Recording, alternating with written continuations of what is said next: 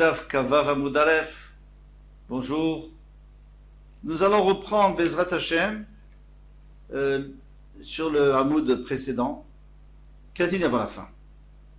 Aïe Avarnaka de Aval le Resh Galuta Bebustane. Donc le Resh Galuta avait un verger qui était plus grand, nous dit Rashi, que Bet Sataïm. Donc a priori, on ne peut pas porter dedans. En plus, il n'est pas Moukaf Ledira. On n'a pas entouré pour l'habitation parce qu'il n'était pas connecté à l'habitation. Et maintenant, à l'intérieur, on avait construit. Alors, il y a plusieurs pshatim. 2 pshatim dans Rashi, un Tosfot. Mais on va prendre le deuxième pshat de Rashi qui dit que il a appris des Géonim et qu'il lui a l'air bon. Ça a l'air d'être le bon pshat. Alors, Aïe, Avarnika, alors maintenant, à l'intérieur, au milieu de ce verger, on avait l'habitude, les gens riches, les rois, ils avaient l'habitude de construire un genre de petite tonnelle. Alors, pas de tonnelle dans le sens où c'est couvert, mais dans le sens où il y a des murs. Et c'était ou couvert ou alors un arbre qui poussait. Et comme ça, ils pouvaient mettre leurs affaires à l'intérieur, lorsqu'ils voulaient se promener et qu'ils avaient chaud, ils posaient leurs habits là-bas. Certainement qu'ils posaient aussi un peu d'eau pour boire, etc. Alors, Davel le Resh Galuta. Donc le Resh Galuta, c'est le prince de la diaspora, celui qui dirige la diaspora. Il avait dans son verger. Maintenant, Amar le Ravuna, il a dit à Ravuna, Bachinena, li avid mar takanta. Fais-moi quelque chose pour que demain je puisse aller manger là-bas. Demain on pourra manger du pain. Façon de parler, on pourra manger notre Seudat Shabbat demain là-bas. Donc il va falloir qu'on puisse porter. On ne peut pas porter dans ce verger, comme on a dit. Alors fais-nous une takanta, arrange-nous quelque chose. Qu'est-ce qu'il a fait? Azal, Avad, Kane, Pachot Mishlosha. Il a fait un sentier. Donc il a tracé un sentier de l'entrée du verger jusqu'au Pustana, jusqu'à la tonnelle, on va appeler ça, et avec des piquets des deux côtés, moins de 3 tfachim. Pachot mishlosha, moins que 3 tfachim. Donc c'est comme si c'est un mur, c'est une vraie clôture, et comme ça, on peut y aller, et c'est sûr que c'est beaucoup moins que 2 séines, donc il n'y a pas que Bet Sataim, bien entendu, donc il n'y a pas de problème, à l'intérieur, on a le droit de porter tout ce qu'on veut.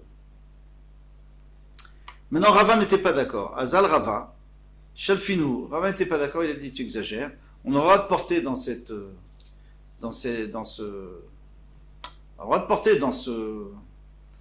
verger. Pourquoi? Parce que le verger, finalement, il est à l'intérieur du verger, il y a une petite cabane, on appelle ça une tonnelle, donc c'est comme dira, c'est comme une habitation. Donc, Shalfinu, il a enlevé, il a arraché les poteaux. Azal Rafapa et Ravuna Berede Rav Yoshua, qui étaient ses talmidim, ils sont allés Naktinu l'Imivatre. Ils ont enlevé les poteaux carrément et ils les ont cachés pour pas que Ravuna Bachinena les reprenne et replante. Alors ils étaient un peu, on va dire, un peu expéditifs parce qu'ils n'ont pas voulu qu'on laisse entendre une halakha qui est fausse. Eh bien, finalement, les machar étivaient Ravina les Rava. Ravina, il a posé une question contre Rava. Il lui a dit, mais c'est pas vrai, on n'a pas le droit de porter dans ce verger. D'où j'apprends ça? Irchadasha. C'est une nouvelle ville. Alors, une nouvelle ville, on va expliquer tout de suite. Modedim la me yeshivata. Parce que nous, on voudrait sortir de la ville Shabbat. On peut aller 2000 amot, après il faut un trou. Après il faut un rouf. Mais le trou se termine à 2000 amot. À partir d'où? À partir de la dernière maison ou à partir de la muraille? Disons que la muraille elle est beaucoup plus loin. Alors on peut gagner du terrain. Alors il dit, si Irchadasha, une nouvelle ville, Modina Meishivata, on va mesurer à partir de la dernière maison. Veishana, mais une ancienne ville, Mechomata, à partir de la muraille. Alors, il faut expliquer pourquoi. D'abord, qu'est-ce que c'est qu'Irchadasha? Ezo Irchadasha, qu'est-ce qu'on appelle une nouvelle ville? Veizo Yeshana, une vieille ville. Chadasha, Shiukfa, Velebasof Yeshva. Alors, une Chadasha, c'est-à-dire on a fait elle est nouvelle par le fait qu'il y avait déjà la muraille, et puis après on s'est installé à l'intérieur pour être protégé. Alors ici, ça s'appelle qu'on n'a pas fait la muraille pour habiter, pour une habitation. Donc la muraille n'est pas partie intégrante de la ville. Donc à ce moment-là, Khadasha, eh bien, il faut mesurer à partir de la dernière maison. Yeshana, maintenant c'est que Yeshana, Yeshva, Velbasof Ukfa. D'abord elle était installée et après on a mis, ou Kafa, pardon, et après on a mis une muraille. Donc la muraille, elle vient servir la ville, donc elle fait partie de la ville, et à ce moment-là, on peut commencer à porter, on peut commencer à compter à partir de la muraille. Alors, ici, c'est pour nous dire qu'on a le même problème ici. Ici, d'abord, qu'est-ce qu'on a fait? On a entouré, on a clôturé le verger, on a planté des arbres, on a fait une petite tonnelle au milieu, on a arrangé tout ça. Mais après, donc ça veut dire que c'est pas venu pour servir à la tonnelle, mais c'est plutôt avant la tonnelle. Et on va voir qu'il y a un autre problème à part ça. Amarle Rafapa les Rava, et Rafapa qui était le Talmide, il a dit Rava, Amar Ravasi, mais pourtant Ravasi a dit, alors vous voyez le respect qu'il avait pour son maître. Et lorsque son maître a déraciné les poteaux, il allait les cacher, et Ravuna aussi. Mais après finalement ils vont poser la question à leur maître, ils vont dire mais nous on a vu le contraire. Donc ils suivent leur maître, mais ils ont le droit de leur poser des questions. Amar Ravasi, pourtant Ravasi a dit Mechitzot Adre Khalin, Loshma Mechitza. Les mechitzot, donc les clôtures qui sont faites par les adrei khalin, ce ne sont pas des mechitzot, ça s'appelle pas des mechitzot. Donc ici, cette tonnelle, ce n'est pas des mechitzah, ce n'est pas une mechitza. Pourquoi? Adrei khalin, c'est ça peut être des architectes, ça peut être aussi des chefs de chantier. En tous les cas, c'est ceux qui sont responsables des bâtisseurs. Donc ils ont des ouvriers qui travaillent, et ils veulent les protéger du soleil. Donc, ils construisent autour d'eux un genre de tonnelle, un genre de mechitza qui va les protéger du soleil. Eh bien, ce qu'on nous dit, ça s'appelle pas une mechitza. Pourquoi? Parce que c'est pas fait pour habiter, c'est juste pour protéger du soleil. Alma kevan de l'etsniuta avida, puisque c'est fait pour la tsniout. Alors ici, la tsniout, ça veut pas dire la pudeur. Avidala, ici, ça veut dire pour être protégé du soleil. Là, vient mechitza, ce n'est pas une mechitza.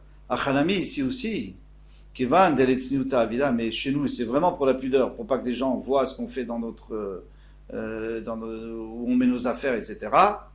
Lo avia mechitza, ce n'est pas une mechitza. Donc, ça sert à rien, tout ce que tu as fait, ça sert à rien. Donc le pardès, le verger, ne peut pas bénéficier de cette cabane, puisque ce n'en est pas une. Donc on n'a pas le droit de porter. Et maintenant le deuxième Talmid Ravuna Bar Yosha dit à Rava, il dit, et même admettons que ça soit une vraie mechitza, mais c'est fait pourquoi? Pour garder les habits, pour garder nos affaires. Alors c'est fait pour poser quelque chose, pas pour habiter là-bas. Donc ce n'est pas encore une mechitza, et donc on n'a pas le droit de porter là-bas. Et d'où je sais ça? Alors Rabba Baravoua, il était responsable, c'était le Rav, était responsable d'arranger toute la ville de Mechosa, où Rachid dit il n'y avait pas 600 000 personnes. Donc on pouvait faire un hérouve avec tout le monde. Eh bien non, lui il faisait Arsiata, il faisait quartier par quartier. Pourquoi il faisait quartier par quartier? Parce qu'il disait on ne peut pas passer d'un quartier à l'autre à cause de quoi?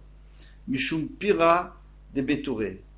Parce qu'il y avait des fosses dans lesquelles on jetait, les gens mangeaient beaucoup de dattes à ce moment-là, on jetait les noyaux de dattes qui étaient tendres, qui étaient encore frais, et c'était pour les bœufs, c'était pour les animaux qui les mangeaient. Vea Pira des Bétourés, Kemechitsa, Damien. Et alors, ces Pira des Bétourés, c'est-à-dire ces fosses qu'on faisait pour les bœufs, eh bien, c'est considéré comme une mechitza. Pourquoi? Parce que, en réalité, les mévotes, les ruelles étaient fermées. Donc si les ruelles sont fermées, on a le droit de porter. Mais ils étaient fermés pourquoi? Pour protéger ces fosses où il y avait de la nourriture pour les animaux. Donc ça veut dire qu'ils ne sont pas fermés pour que nous puissions être protégés pour avoir... C'est pas pour une dira, pour l'habitation des gens. C'était pour protéger la nourriture des animaux. Alors, c'est pas considéré comme une mechitza. Donc, on a 3 raisons de dire que on n'a pas le droit de porter. Et alors, c'est un gros problème. C'est un très gros problème. Parce que le Resh Galuta, donc il avait tous les pouvoirs. Il était nommé pour diriger le peuple en diaspora. Et donc, Rava, lui, maintenant, et Rav Papa, et Ravuna, Bered Rav Yeshua, ils sont allés contre lui. Alors, s'ils avaient eu raison, alors tant mieux. Mais là, ils ont eu tort. Car Réalayu Resh Galuta, le Resh Galuta a dit sur eux, eh bien, Chachamim Hema, Leara, c'est des Chachamim qui font du mal. Veletiv lo yadum, ils ne savent pas faire du bien. Ils m'ont tout abîmé maintenant, je ne vais pas pouvoir manger. Alors, il était gentil encore sur Resh Galuta parce qu'il leur a rien fait. Mais souvent, il les mettait en prison. Il y a déjà mis des Chachamim en prison. Il y en a qui mettaient en prison parce qu'ils avaient osé faire quelque chose contre eux. Amar Rabilae. Rabilae a dit, Shamati, mais Rabilae, j'ai entendu Rabilae, c'est va faire le cour.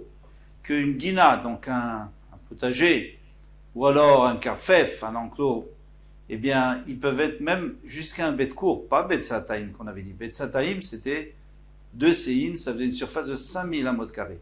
Or, bet court, c'est 30 séines, donc c'est 15 fois plus. 15 fois plus, ça fait 75 000 amot carrés. Matiti de l'ok et Hanania. Le Mishnah donc ne va pas comme Hanania, d'Etania. Parce que il y a une braïta qui dit Hanania Omer, Afilu Yarba Sea, Arbaim Sea, même 40 séines. 40 séines, c'est encore plus, puisqu'on avait dit 30 séines pour un cours. 40 séines, ça fait 100 000 amot carrés. Ke Istratia Shel Meler, comme la cour du roi. La cour, à l'arrière-cour du roi, généralement c'est très grand, il va se promener là-bas. Les deux, ils ont appris du même passouk, même s'il y a une différence entre eux. Il y en a un qui dit 10 séines de plus, c'est quand même beaucoup. C'est un quart de plus. Shenema, comme il est dit. Alors, il faut raconter l'histoire en vitesse, que Yeshayahu ne s'est pas marié, parce qu'il savait par prophétie qu'il allait avoir des Réchaïm. D'ailleurs, il a eu 2 enfants Réchaïm, dont l'un est Ménaché. On connaît, c'est un des pires des rois qu'on n'a jamais eu. Et alors, Hachem lui a envoyé le Navi pour lui dire, le Navi Yeshayahu pour lui dire, va lui dire qu'il va mourir. Il était malade. Donc il a visité, il a dit, il va lui dire qu'il va mourir. Il est allé, Chizkiyahu HaMelech a dit, bon d'accord, il a pris Hachem et il a décidé de se marier. Et Hachem a dit, donc alors Yeshayahu était en train un Navi était en train de sortir vers la cour, l'arrière-cour du roi, et Hachem lui a dit c'est bon, je lui ai pardonné et il vivra encore 15 ans. Alors, Vayi Yeshayahu, il a écrit, et Yeshayahu lo yatsa, il n'a pas eu le temps de sortir, le Chatzer Atichona, vers la cour, arrière-cour. Kiti Vahir, il a écrit la ville, Vekarinan Chatzer, on appelle ça un Chatzer. Alors, il y a une ville, c'est une ville ou c'est un Chatzer? Mika Neistratia Shel Meler, d'ici on apprend que la cour du roi, Shayu Keayarot Benyoniot, ça avait la taille d'une ville moyenne. Alors, si on dit 75 000 à mètre carré ou 100 000 à mètre carré, c'est suffisant pour une ville moyenne de leur temps, bien sûr. Mais Mike a mis pas de guerre, alors qu'il y a la marloquette, un il disait 30 séines, un il disait 40. Mars, il y en a qui pense à Hérode Benoniot, que les villes moyennes à Vian Betcourt, c'était 30 séines. Mars, et l'autre pense, même c'est à Avian, c'était 40 séines. En réalité, c'est très difficile à dire parce qu'on n'est plus, eux, ils n'étaient plus dans cette époque-là. À l'époque de la Gemara, de la Mishnah, c'est bien après. Et alors, les villes, a priori, se sont agrandies, elles sont encore plus agrandies aujourd'hui. Mais dans le temps, les villes étaient petites, à part les métropoles. Ici, on parle d'une ville normale. Donc, c'est une marloquette pour savoir combien c'était, est-ce que c'était 30 ou 40. Et le roi, lui, il a besoin d'une cour qui fait comme cette taille-là, pour pouvoir se promener tranquillement, sans être en étant à l'abri des regards. Mais Yeshayahu, qu'est-ce qu'il faisait dans cette cour, cette arrière-cour? Et il était certainement rentré par la grande porte, il n'y avait pas de raison qu'il ne sorte pas par la grande porte. Alors pourquoi il est sorti par la cour, par l'arrière? Ça vient nous apprendre que Chizkiyahu HaMelech était malade. Et Yeshayahu est allé, et il a installé une yeshiva à sa porte. Alors oui, il a installé à la porte arrière, parce qu'il savait que le Malach HaMavet, il allait rentrer par derrière. Eh bien, il a mis une yeshiva. On sait que la Torah, ça repousse le Malach HaMavet. Mais quand, ici on apprend les Talmid Chacham Shechala, qu'un Talmid Chacham qui est tombé malade, chez Moshe une yeshiva al Pitro, on met une yeshiva, on installe des gens qui vont étudier à sa porte pour le protéger. Nagma dit Velal Miltaï, on ne peut pas apprendre ici. Dinma até les grouillés B Satan, au contraire. Il dit si tu lui mets une yeshiva, tu lui mets des Talmid Chachamim, alors il va s'énerver le Satan, il va s'énerver, il va encore plus embêter plus faire du mal aux malades. Ah, pourquoi lui l'a fait pour Chizkiyahu HaMelech? Parce que Chizkiyahu HaMelech, de toute façon, on n'avait plus rien à perdre, puisqu'il était décidé qu'il allait mourir. Donc lui, on n'avait rien à perdre.